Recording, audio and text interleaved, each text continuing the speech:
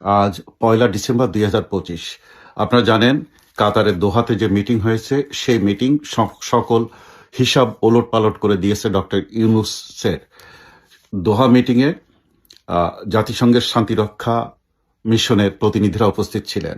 সেখানে উপস্থিত ছিল দোহা মানে কাতারের পররাষ্ট্র দপ্তরের পর্যবেক্ষক দল, কাতার পররাষ্ট্র মন্ত্রণালয়ের বিশেষ উপদেষ্টা এবং গোয়েন্দা বিভাগের প্রধান, ইউরোপীয় ইউনিয়নের রাজনৈতিক বিভাগের প্রতিনিধি দল, সংযুক্ত আরব আমিরাত এবং সৌদি আরবের প্রতিনিধি দল, জাতিসংঘের শান্তিরক্ষা দপ্তরের পর্যবেক্ষক দল, আমাদের বাংলাদেশের জাতীয় নিরাপত্তা উপদেষ্টা ডক্টর খলিলুর রহমান এবং তার সেক্রেটারি, ভারতের সরকারি প্রতিনিধি দল এবং গোয়েন্দা প্রতিনিধি দল। এখানে আলোচনা হয় আন্তর্জাতিক অঙ্গনে বাংলাদেশের আসন্ন নির্বাচনের গ্রহণযোগ্যতা প্রসঙ্গে। আলোচনা হয় আওয়ামী লীগের উপর যে নিষেধাজ্ঞা আছে সেই নিষেধাজ্ঞা তুলে নেওয়ার জন্য আওয়ামী লীগ সহ সকল দলের অংশগ্রহণে নির্বাচন হতে হবে সে বিষয়ে আলোচনা হয় দক্ষিণ এশিয়ায় রাজনৈতিক সংকট সমাধানে বিশ্ব নেতৃবৃন্দের কি চিন্তা সেগুলোর উপর আলোচনা হয় বাংলাদেশে স্থিতিশীলতা বজায় রাখতে আন্তর্জাতিক সম্প্রদায়ের ভূমিকা কি। আলোচনা হয় বাংলাদেশে জঙ্গিবাদের উত্থান এবং দক্ষিণ এশিয়া নিরাপত্তা এবং সংকট সমাধানের পথ নিয়ে।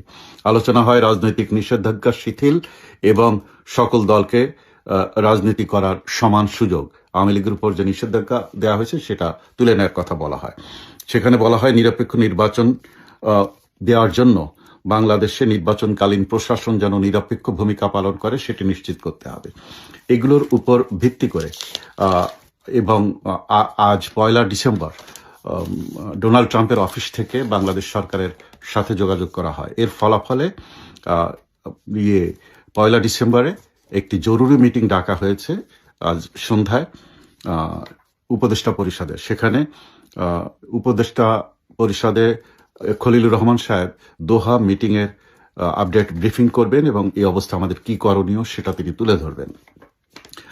আগামী ২ সপ্তাহের মধ্যে আওয়ামী লীগের উপর থেকে নিষেধাজ্ঞা উঠে যেতে পারে বলে আমরা জানতে পেরেছি বিশেষ সূত্রে, এবং এটাও জানতে পেরেছি যে ফেব্রুয়ারিতে যে নির্বাচনের কথা বলা হচ্ছে এই নির্বাচন দেয়া হবে এইসব কথা আরো ২ সপ্তাহ বলা হবে, কিন্তু আলটিমেটলি ফেব্রুয়ারিতে নির্বাচন হবে না এবং এই নির্বাচন হবে ২০২৬ সালে আওয়ামী লীগ সহ সকল দলের অংশগ্রহণ এবং সেই নির্বাচন হবে তত্ত্বাবধায়ক সরকারের অধীনে। এই মাসেই ফিরে আসছেন জননেত্রী শেখ হাসিনা, তিনি প্রধানমন্ত্রী হিসেবেই ফিরবেন এবং বাকি পরিস্থিতি আপনারা কয়েকদিনের মধ্যেই জানতে পারবেন। নিশ্চিত থাকুন এই বিজয়ের মাসে বিজয়ের কেতন উড়াবে আওয়ামী লীগ। আপনারা জানেন যে যদি ফেব্রুয়ারিতে নির্বাচন হয় আওয়ামী লীগকে বাদ দিয়ে তাহলে সাংঘাতিকভাবে ব্লাড শেড ঘটবে, রক্তের বন্যা বয়ে যাবে। এটা আন্তর্জাতিক বিশ্ব সবাই বুঝতে পেরেছে এবং তারা এই ভাবের নির্বাচন হতে দেবে না, এই জন্য তারা ঐক্যবদ্ধ হয়েছে। আপনারা জানেন জননেত্রী শেখ হাসিনার যে বিচারের রায় দেওয়া হয়েছে, যে সোকল্ড আইসিটি কল্ডে বিচার হয়েছে বলে বলা হচ্ছে, এই বিচারে ইন্টারন্যাশনাল অবজারভার রাখা হয়নি, এই বিচারে আন্তর্জাতিক কোনো নিয়ম মানা হয়নি বলে বিভিন্ন দেশ আলোচনা করছে এবং বিভিন্ন মিডিয়ায় সেগুলো বলা হচ্ছে। এই বিচার ব্যবস্থার উপরে, এই রায়ের উপরে অবজেকশন জানিয়েছেন African union, European union, OIC, Russia, চীন, ভারত, ইউএসএ, কানাডা, ইংল্যান্ড সহ বহু দেশ। এই জন্যে এই বিচারের এই আদালত শীঘ্রই বন্ধ হয়ে যাবে বলে আমরা বিশ্বস্ত সূত্রে জানতে পেরেছি। সরকার মহা গেড়াকলে পড়ে গেছে, এখন এখান থেকে কিভাবে বের হবে সেটা তারা জানেন। গতকাল ডোনাল্ড ট্রাম্পের অফিসে ওয়াশিংটন ডিসিতে সেখানে আলোচনা হয়েছে যে ডোনাল্ড ট্রাম্পের মেসেজ নিয়ে আগামী সপ্তাহে ঢাকায় যাচ্ছেন যুক্তরাষ্ট্র সরকারের বিশেষ প্রতিনিধি, আমি নামটা এখন প্রকাশ করলাম না, আমার কাছে তার নাম আছে। তিনি ঢাকায় যে যুক্তরাষ্ট্র সরকারের বক্তব্য বলবেন যে আওয়ামী লীগ সহ সকল দলের অংশগ্রহণে নিরপেক্ষ নির্বাচন হতে হবে এবং এই নির্বাচন আন্তর্জাতিকভাবে যেন গ্রহণযোগ্য হয় এবং নির্বাচনকালীন প্রশাসন যেন নিরপেক্ষ ভূমিকা রাখে, এগুলো নিশ্চিত না হলে এবং আওয়ামী লীগ সহ বাংলাদেশে নিবন্ধিত সকল দল অংশগ্রহণের সুযোগ না পেলে যুক্তরাষ্ট্র এই নির্বাচন গ্রহণযোগ্য করবে না, প্রত্যাখ্যান করবে।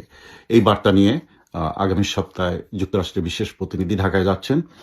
তার 2-3 সপ্তাহ পরে মানে ডিসেম্বরের লাস্ট উইকে অথবা জানুয়ারির প্রথম দিকে নতুন চার্জ দে অ্যাফেয়ার্স ঢাকায় যাচ্ছেন একই বার্তা নিয়ে, এবং সেভাবেই বাংলাদেশের রাজনীতি পরিচালিত হবে। আপনারা জানেন বাংলাদেশের রাজনীতি আর রাজনীতিবিদদের হাতে নেই, এখানে বিশ্বের অনেক দেশ ইনভলভ হয়ে গেছে, এখানে অনেক খেলা জড়িত, অনেক হিসাব জড়িত। দক্ষিণ এশিয়ার এই অঞ্চলে কোনোভাবে ধর্মীয় জঙ্গিবাদের উত্থান হতে দেবে না সারা বিশ্ব।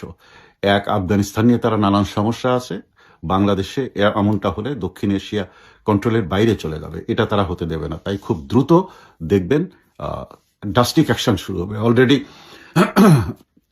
অলরেডি শুরু হয়ে গেছে সীমান্ত এলাকাগুলোতে ভারতের অ্যাকশন শুরু হয়ে গেছে, এবং সেগুলোর মাধ্যমে একটি বার্তা এই সরকারের কাছে পৌঁছে গেছে।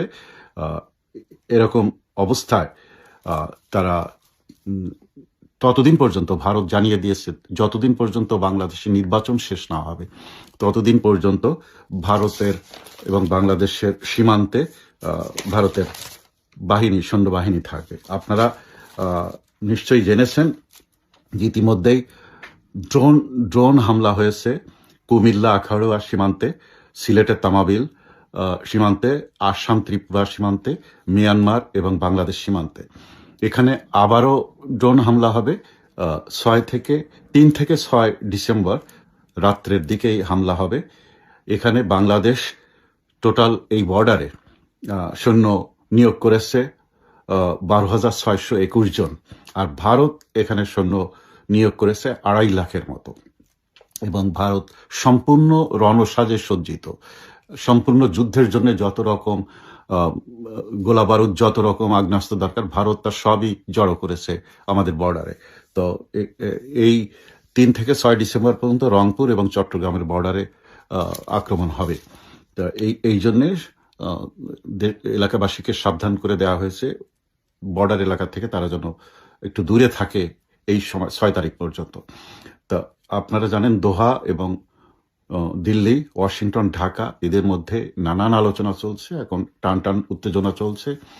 অন্তত 12টি জঙ্গি ক্যাম্প ইমিডিয়েটলি ধ্বংস করার নির্দেশ দেওয়া হয়েছে বাংলাদেশকে। এগুলো না হলে ভারত নিজেই অ্যাটাক করবে, এটা তারা পরিষ্কার বলে দিয়েছে। গত এপ্রিল থেকে 3 থেকে 4 বার খলিল সাহেব দোহায় গিয়েছেন, কাতারের দোহায়, এবং মিটিং হয়েছে। আমেরিকার গোয়েন্দা বাহিনী, ভারতের গোয়েন্দা বাহিনী, ভারত সরকার, আমেরিকার সরকার, দোহা কাতার সরকার, সৌদি এবং ইউরোপিয়ান ইউনিয়নের গোয়েন্দা সংস্থার সাথে একটা বড় ধরনের থ্রেটের মধ্যে আছে বাংলাদেশ। এই জন্যে উপদেষ্টা পরিষদের মিটিং আজ 1 ডিসেম্বর হবে। সেখান থেকে কি সিদ্ধান্ত হয় সেটা হয়তো জানা যাবে যে কোনো সময়। আপনারা জানেন বাংলাদেশ থেকে 2 থেকে 3 ডিসেম্বরের মধ্যে আইএসআইয়ের এবং তুর্কিস্তানের সবাইকে ঢাকা ত্যাগ করতে বলা হয়েছে। পাকিস্তানের আইএসআই 17 জন এবং কয়েকজন পাকিস্তানি সেনা অফিসার, তাদেরকে ঢাকা ত্যাগ করে 2 থেকে 3 ডিসেম্বরের মধ্যে পাকিস্তানে ফিরে যাওয়ার জন্য এই দোহা মিটিং থেকে পরিষ্কার বলে দেওয়া হয়েছে। এবং তুর্কিস্তানের যে 57 জন বিশেষজ্ঞ আছেন যারা ড্রোন তৈরি এবং ড্রোন বিষয়ক বিশেষজ্ঞ, তাদেরকে অনতিবিলম্বে এই 3 ডিসেম্বরের আগে ঢাকা ত্যাগ করার বা বাংলাদেশ ত্যাগ করার আহ্বান জানানো হয়েছে। ওই মিটিংয়ে আমাদের খলিল সাহেব, আমাদের উপদেষ্টা খলিলুর রহমান, তিনি জানিয়েছেন নভেম্বরের 21, 23, 24 ও 26 তারিখে আনআইডেন্টিফাইড ড্রোন দিয়ে বাংলাদেশে হামলা হয়েছে এবং এ পর্যন্ত 11 জনের মৃত্যু হয়েছে। যাদের মৃত্যু হয়েছে তাদের ভেতরে একজন তুর্কিস্তানের, পাকিস্তানের আইএসআই 2 জন, ভারতের উলফা বিদ্রোহীদের 4 জন, লস্করি তৈয়বার 2 জন, জামাতের 2 জন, এই মোট 11 জনের মৃত্যু হয়েছে। তো এইরকম একটা পরিস্থিতির ভিতর দিয়ে বাংলাদেশ চলছে। সাথে থাকুন, আমাদের কাছে কোনো রিপোর্ট আসার সাথে সাথে আপনারা জানতে পারবেন। তবে শীঘ্রই নেত্রীর ডাক আসছে, প্রস্তুত থাকুন প্রিয় দেশবাসী।